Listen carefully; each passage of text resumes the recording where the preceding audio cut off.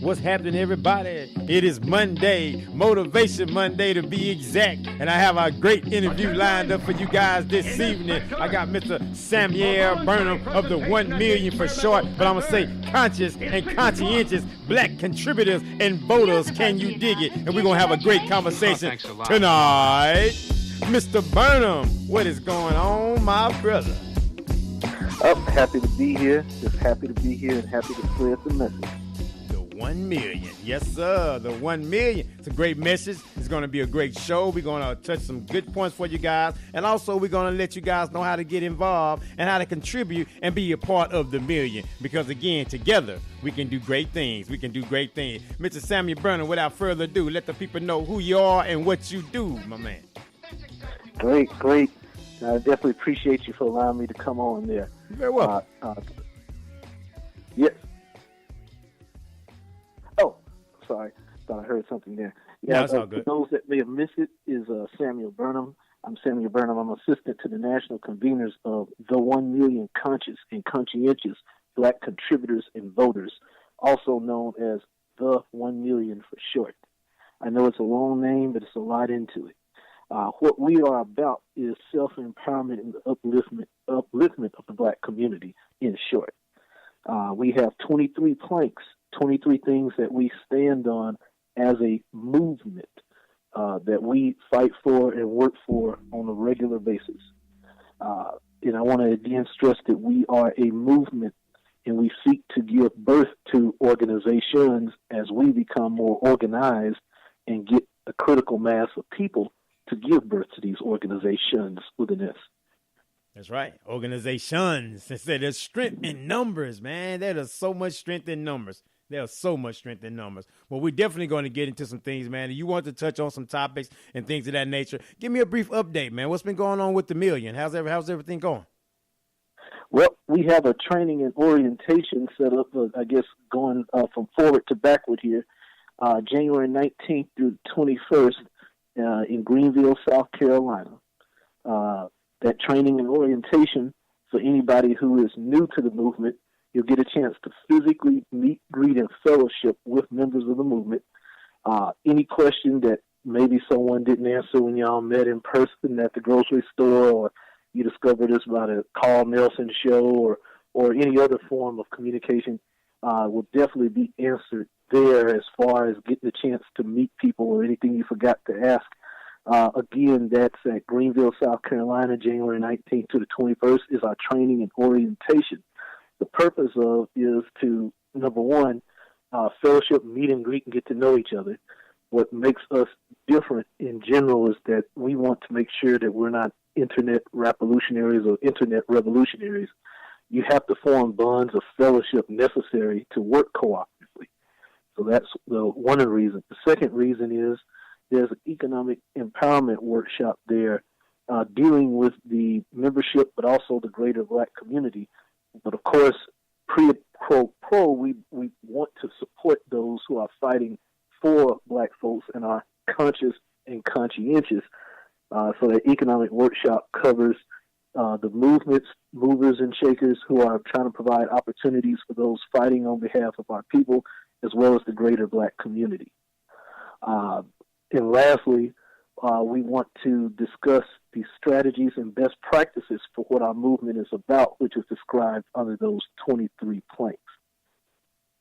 I'll pause there just in case I overlooked anything. No, man, you did. You're doing great, man. You're doing great. So let's go into the one of the points that you want to start. We're going to go, point 1, 2, 3, right? We're just going to get into it and just dive in, man. Definitely. And definitely, man, and the floor is yours. And go ahead on and just let the people know what's going on and how, I guess explain it to them as far as the movement. What made you guys start this particular movement? I think you want to just layer it up as far as the importance of what you guys do, because I think sometimes, when we talk about black consciousness and conscientious and things of that nature, I think certain people have different ideas of what that is. So I would like for you to break down, I guess, you guys' role in it and how are you different, as you say earlier, from other organizations, because again, we have a lot of internet, societies or different groups that's promoting different blackness. But sometimes when you peel the mask off a little bit, it's not as it seems. So I want to, I really want you guys to hit on that point, hit on that particular point. What makes you guys really different, in the realm of so many, black conscious movements out here now?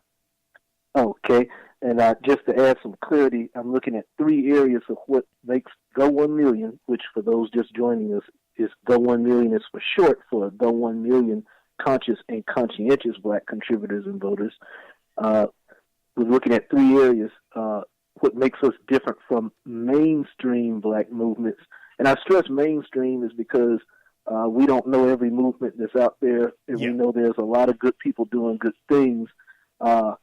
So that's the first thing, stressing that we're different from mainstream black movements. So showcasing our own members is one of the reasons. Showcasing our own members. The reason we say this is because of the creed that our own members live by. We are about the uplift of black folks. One of the things that we do as a practice is no party affiliation. So we're not affiliated with any political party. You notice that voters is at the end of our name, so we do believe in public policy influencing. And I'll get into the public policy and why I didn't just say voting later. Our upcoming TNO and the fellowship format, what makes us different, part 2. We understand the need to fellowship and reestablish the bonds of trust in things that have been destroyed in our community since the beginning of the enslavement process. So that's what we're looking at also. And we're also looking at the point that we understand that you have to be coordinated, what members can do to be coordinated. In other words, you don't want to be willy-nilly doing stuff. Mm-hmm. You want to be on one page. One accord, as they say, especially for some of us church-going folks. Same mind and same judgment. Right. Yeah. So Sunday was yesterday, so I guess that's part 2 of that sermon. So, now it's time to take up the collection. Let the church say amen. So those are the 3 things we're looking at, and I hope y'all feeling me, and I'll give you a brief history of the movement. There's been some people working behind the scenes, but in general terms, 2 of our elders co-founded the movement, Amafika Gayuka, the race man, as he is commonly known, and James E. Klingman, Mr. Blackonomics, at least is how I refer to him. For those who may not be familiar with Blackonomics or Brother Klingman, some of you may be familiar with Claude Anderson. Both of these brothers are deeply involved when it comes to discussing financial empowerment for black folks, and of course, involved as far as helping to empower black folks. So you put these 2 brothers together. When they get the chance to come on your show, they'll probably give you a more in-depth history.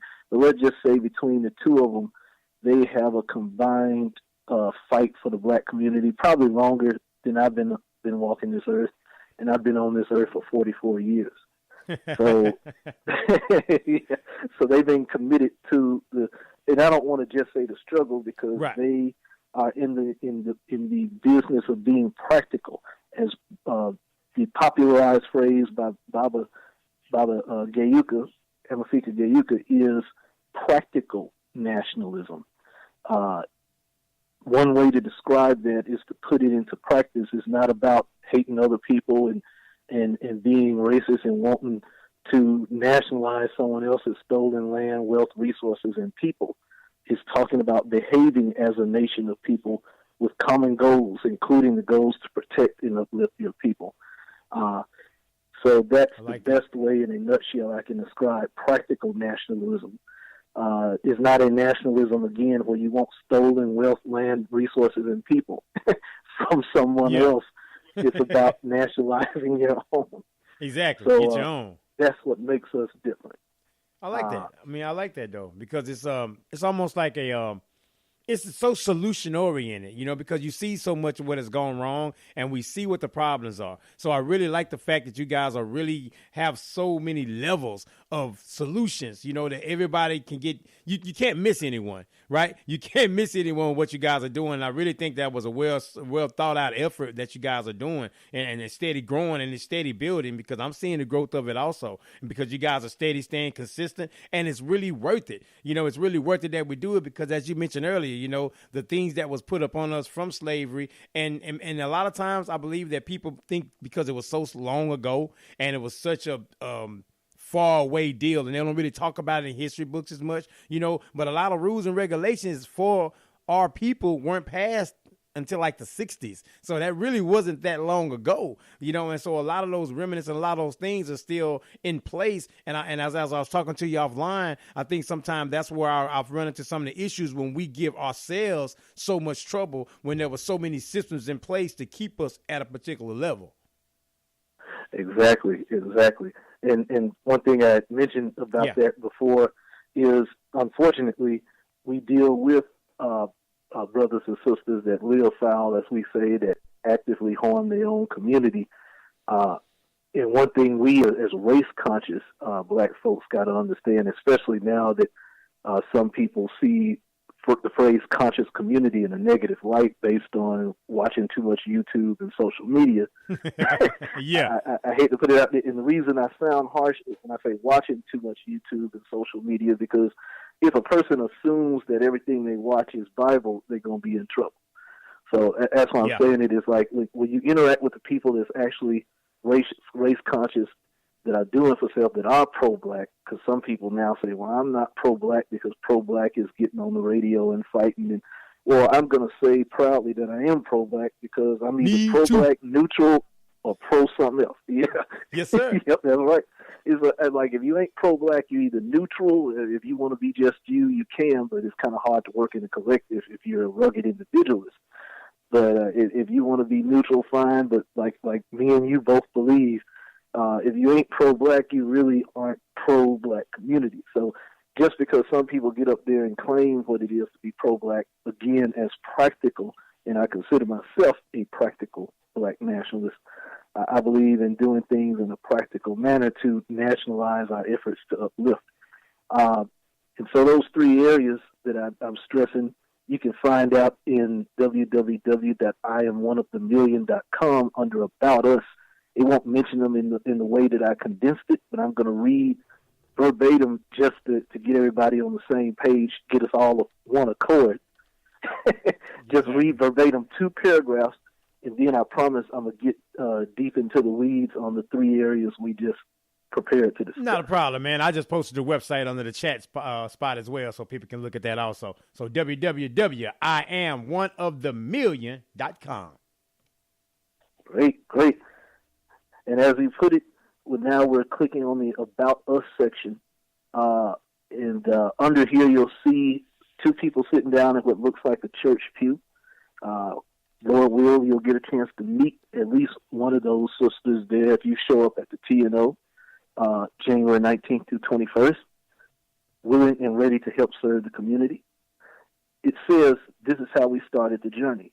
We are calling for, minimally, 1 million race-conscious black voters to join forces with us as our 1 million continue to hear and heed our call to arms.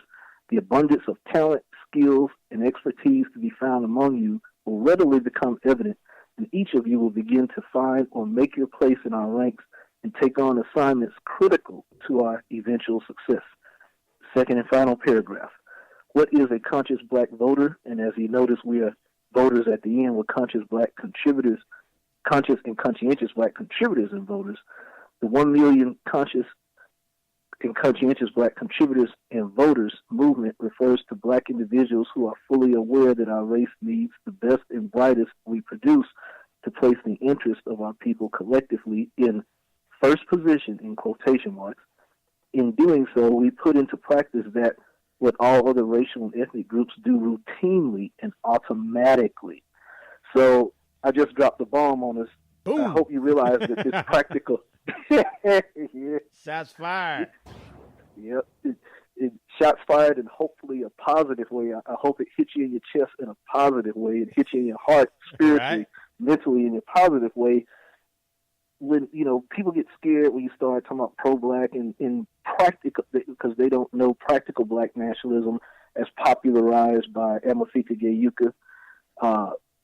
It's about these other ethnic groups. They may never walk around, march, or especially like some of the white supremacists do. They may never behave publicly like they do. Maybe